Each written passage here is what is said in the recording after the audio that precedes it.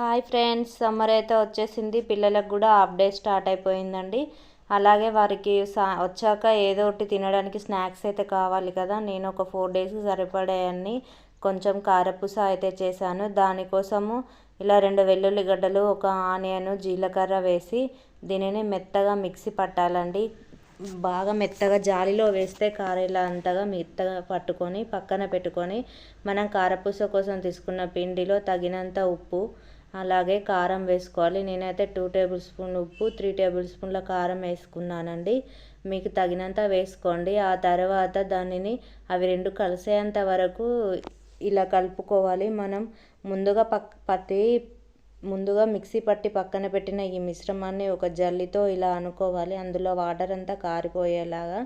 ఆ తర్వాత ఇలా కలుపుకున్నాక కొద్ది కొద్దిగా వాటర్ వేసుకోవాలి. ఆ వాటర్ వేసుకుంటూ ఇలా ముద్దగా వచ్చేంత వరకు కలుపుకోవాలండి.